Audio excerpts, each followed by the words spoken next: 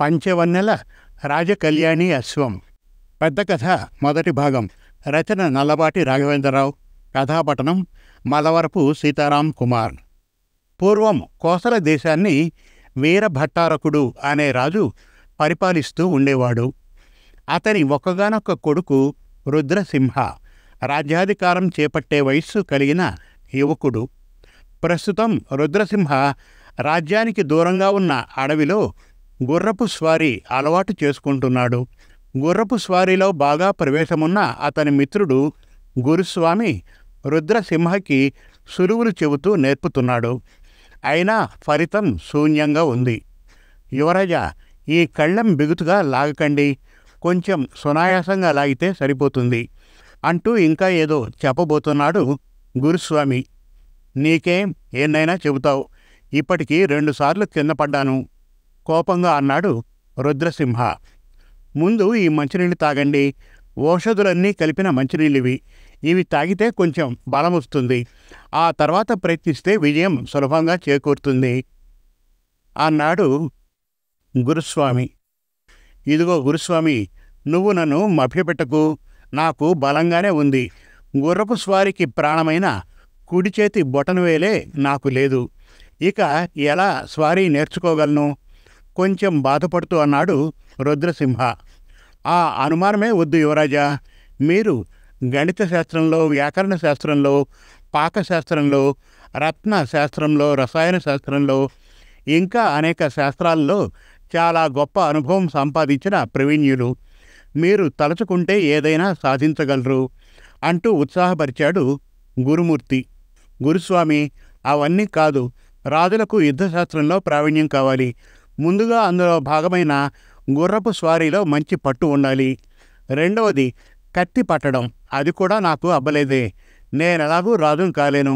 కనీసం నన్ను నేను కూడా కాపాడుకోలేని పరిస్థితుల్లో ఉన్నాను. ఎన్నాళ్ళు నీ అండతో బతకడం?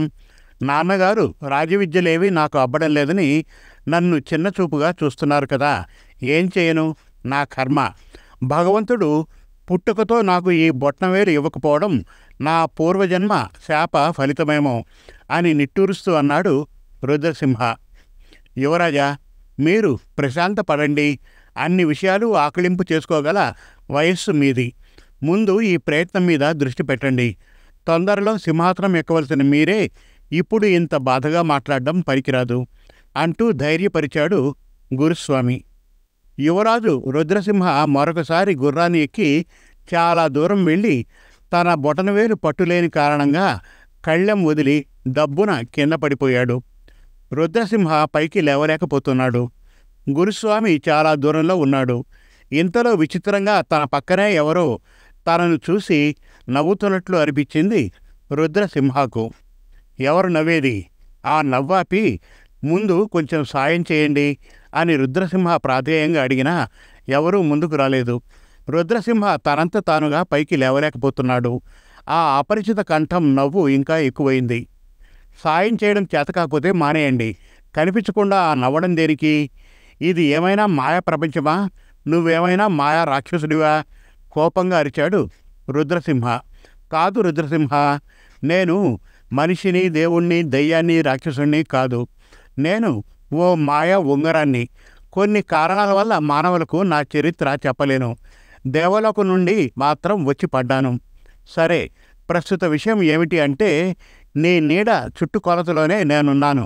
వెతికి పట్టుకుంటే నీకు ఉపకారం చేస్తాను అంటూ ఆ మాయా ఉంగరం నవ్వుతూ చెప్పింది. ఇదేదో విచిత్రంగా ఉందే, నా పేరు కూడా చెబుతోంది అని అనుకుంటూ రుద్రసింహ నెమ్మదిగా కొంచెం పైకి లేచి తన చుట్టూ చాలాసేపు తడిమి చివరికి ఉంగరాన్ని పట్టుకున్నాడు. మిత్రుడు గురుస్వామి ఇంతలో రుద్రసింహను సమీపించి విషయం తెలుసుకున్నాడు. ఓ ఉంగరమా, ఇప్పుడు చెప్పు, నాకు ఏ ఉపకారం చేయగలవు అడిగాడు రుద్రసింహ. ఓ రాజకుమారా, నువ్వు కోరింది నేను ఇవ్వగలను. అయితే ఆలోచించి అడగాలి. మరో విషయం, నేను నీ కోరిక తీర్చిన ప్రతిసారి నేను నీ దగ్గర నుంచి ఏదో ఒకటి తప్పకుండా తీసుకుంటాను.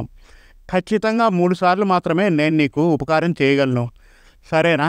ఒప్పందం ఖాయమా అంటూ అడిగింది మాయా ఉంగరం. ఆశ్చర్యపోయాడు రుద్రసింహ ఈ విషయం చిత్రంగా ఉందే అనుకుంటూ. సరే, ఇప్పుడు ఏం కోరాలబ్బా అని ఆలోచించాడు. ఏముంది, ఇంద్రుని వజ్రాయుధం లాంటి ఆయుధం కోరితే శత్రువుల్ని తరివేయచ్చు. ఇదే సరైన కోరిక అని రుద్రసింహ ఒక నిశ్చయానికి వచ్చాడు. ఓ ఉంగరమా, ఇంద్రుని వజ్రాయుధం కంటే బలమైనది, పెద్దది, నవరత్న ఖచ్చితమైన మహాయుధం కావాలి అని కోరిక కోరాడు. సరే, నిరభ్యంతరంగా ఇవ్వగలను. నేను కూడా నిన్ను ఓ చిన్న కోరిక అడగాలి కదా, విను. అది నీ తల వెంట్రుకలు మొత్తం నాకు ఇవ్వగలవా అడిగింది మాయా ఉంగరం. ఇంతేనా? ఇంకా ఏదో అడుగుతావు అనుకున్నాను. మహారాజులం తలకు వెంట్రుకలు లేకపోయినా పర్వాలేదు, ఎందుకంటే శిరోధారణం ఉపయోగించుకుంటాం లేదా తలపాగా పెట్టుకుంటాం.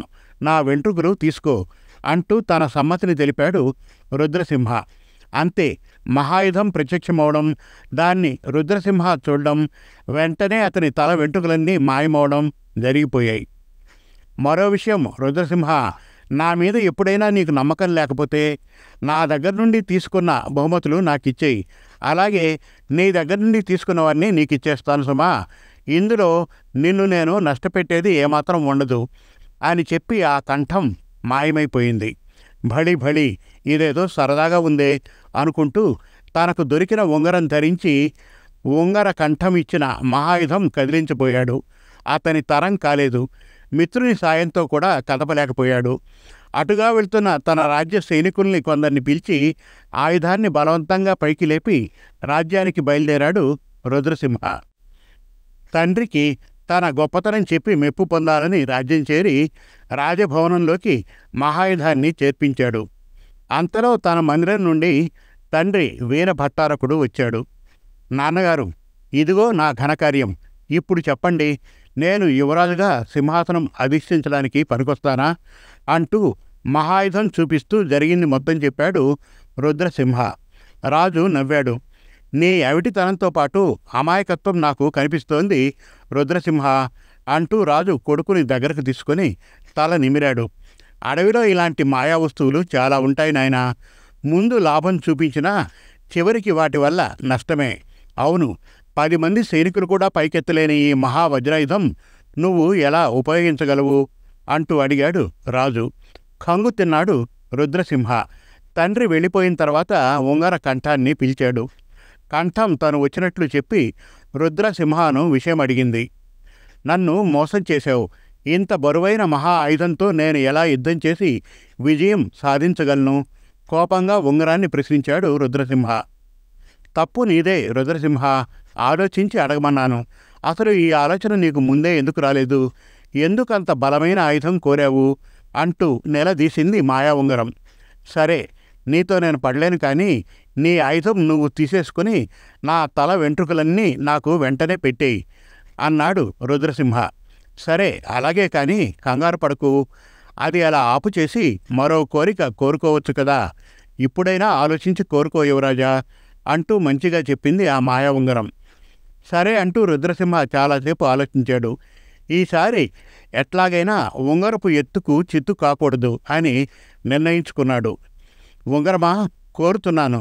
నాకు మహాబలమైన 1000 గుర్రాలు, అలాగే వాటిని చూసుకుంటూ అవసరం వచ్చినప్పుడు సైన్యాన్ని యుద్ధభూమికి చేర్చగల 1000 మంది గుర్రపు యజమానుల్ని ఇవ్వగలవా అంటూ ప్రశ్నించాడు రుద్రసింహ. ఇదంతా నువ్వు అడిగావో లేదో, నీ రాజ్యం పొలిమేరలో పెద్ద గుడారాల్లో నీ కోరిక నేను తీర్చి సిద్ధంగా ఉంచాను. చూసుకో. మరి నాకు ఒక చిన్న కోరిక నువ్వు తీర్చాలి కదా. నీ మీసాలు నాకిచ్చేయి అడిగింది మాయా ఉంగరం. నవ్వాడు యువరాజు. చిలిపి కోరిక కోరావు. నువ్వు తీసుకుంటావా, నన్ను తీసి ఇవ్వమంటావా అడిగాడు. అంతే, అతని మీసాలు మాయమైపోయాయి. అంటిపు మీసాలతో యువరాజు సిద్ధమయ్యాడు. ఆ సాయంత్రం యువరాజు తండ్రితో మళ్ళీ జరిగిందంతా వివరంగా చెప్పాడు. ఈసారి మాయా ఉంగరాన్ని మంచి కోరిక కోరినందుకు రాజు ఆనందించాడు. కొడుకు మహారాజు కావడానికి తగిన శక్తియుక్తులు సంపాదిస్తున్నాడని తాను సంబరపడ్డాడు. కానీ ఆ సంబరం 4 రోజులే నిలిచింది. 1000 గుర్రాలంటే మాటలా? 1000 గుర్రపు యజమానులంటే మాటలా?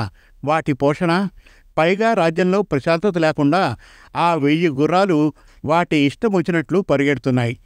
గుర్రాలను అదుపు ఆజ్ఞంలో పెట్టుకోవడానికి వాటి యజమానులు చేసే హడావిడితో మొత్తం రాజ్యం అల్లకల్లోలపు తీర్థంలా తయారైంది. ప్రజలు బెంబేలు, భయాందోళనలు అదంతా చూసి రాజుకు కంగారు పుట్టింది. పరిస్థితి విషమించడంతో రాజు కంపరమెత్తినట్లు అయిపోయాడు. కానీ ఏమీ చేయలేకపోయాడు. అసలు యుద్ధం వస్తుందా? ఎప్పుడో వచ్చి చచ్చే యుద్ధం కోసం ఈ లేనిపోని హడావిడి దేనికి? వెంటనే మహారాజు యువరాజుని పిలిచి, నువ్వే ఈ పరిస్థితి చక్కబెట్టు అంటూ చెప్పాడు. యువరాజు ఆలోచించాడు. ఎంతసేపు ఆలోచించినా తను కూడా ఏమీ చేయలేకపోయాడు. తన మందిరం లోపలికి వెళ్ళి కూర్చుని మాయా ఉంగరాన్ని పిలిచాడు. యువరాజా, ఆజ్ఞ చెప్పు అంటూ పలికింది మాయా ఉంగరం. చూస్తున్నావుగా, నీ ఆజ్ఞలు గౌరవాలు మాకు అవసరం లేదు. నువ్వు నన్ను రెండోసారి కూడా మోసగించావు. ఈసారి నేను మూడవ కోరిక కోరాలి అని ఖచ్చితంగా నిర్ణయించుకున్నాను. విను. అదేమిటంటే, నాకు ఒక మహా పెద్ద యంత్రం కావాలి. దాన్ని నేను మోయను. ఏ విధంగానూ నా శరీర భాగాలతో దాన్ని ముట్టుకోను. కానీ నేను దాని వైపు చూసి నోటితో గట్టిగా దానికి ఏం చెప్తానో అది చేసేయాలి. కళ్ళు మూసుకొని వికటంగా నవ్వుతూ అడిగాడు యువరాజు రుద్రసింహ. అంతే. కళ్ళు తెరిచి చూసేసరికి అతి పెద్ద యంత్రం తన రాజ్యపు ప్రవేశ ద్వారం పక్కన సిద్ధంగా ఉన్నట్లు అతనికి కిటికీలోంచి కనిపిస్తోంది. నా కోరిక అడగమంటావా? అడిగింది మాయా ఉంగరం. నాకు అభ్యంతరం లేదు. నన్ను అడగవద్దు. తీసేసుకో. నా దగ్గర ఉన్నది నీకు ఏది కావాలో అది తీసేసుకో అన్నాడు యువరాజు. అంతే. యువరాజు కాలి, చేతి గోళ్లన్నీ మాయమైపోయాయి. యువరాజు కంగారు పడలేదు. ప్రత్యేక వస్త్రాలు ధరించడం ద్వారా తెలియకుండా జాగ్రత్త పడ్డాడు. అవి లేకపోవడం వల్ల పెద్దగా నష్టమేమీ లేకపోవడం వల్ల రుద్రసింహ బాధపడలేదు. మర్నాడు ఆ అతిపెద్ద యంత్రం గురించి తెలుసుకోవాలి అనుకున్నాడు. ఆ యంత్రాన్ని సమీపించి చాలా దూరంగా ఉన్న 500 సంవత్సరాల నాటి ఒక మహావృక్షాన్ని చూపించి, ఓ యంత్రమా, మా రాజ్యానికి అడ్డుగా ఉన్న ఈ భయంకర మహావృక్షాన్ని వేళ్లతో సహా తొలగించి మహాసాగరంలో పడేయి అంటూ ఆజ్ఞాపించాడు. 1/2 నిమిషంలో మాయగా ఆ పని జరిగిపోయింది. ఈసారి యువరాజు రుద్రసింహ మాత్రమే కాదు, మహారాజు వీరభట్టారకుడు, రాజ్యంలోని ప్రజలు, మంత్రులు, పెద్దలు చాలా సంతోషించారు. యువరాజు అమోఘమైన తెలివికి కొనియాడారు. మళ్ళీ 4 రోజులు పోయాక ఆ యంత్రాన్ని సరదాగా పరీక్షించాలనిపించింది యువరాజుకి. వెంటనే తన రాజ్యంలోని వేలాది మంది బలమైన సైనికులను రప్పించి ఎదురుగా చూపెట్టి ఇలా అన్నాడు. ఓ యంత్రమా, మరొకసారి నీ గొప్పతనం తెలుసుకోవడం కోసం ఓ పరీక్ష పెడతాను. మా సొంత సైన్యం వేలాది మంది నీ ఎదురుగా ఉన్నారు. వాళ్లను నువ్వు శత్రు సైన్యంగా భావించి వాళ్లను స్పృహ కోల్పోయేలా చెయ్యి అన్నాడు. అంతే. యువరాజు అన్నట్టే జరిగిపోయింది. ఆ సైన్యం అందరూ నేల కొరిగిపోయారు. కానీ ఎంతకీ పైకి లేవడం లేదు. యంత్రాన్ని పైకి లేపమని యువరాజు ఆజ్ఞాపించినా యంత్రం ఆ పని చేయలేకపోయింది. ఇంకా ఉంది పంచవన్నెల రాజకళ్యాణి అశ్వం. పెద్ద కథ 2వ భాగం త్వరలో. మరిన్ని చక్కటి కథల కోసం, కవితల కోసం, వెబ్ సిరీస్ కోసం మన తెలుగు కథలు.com విజిట్ చేయండి. Thank you.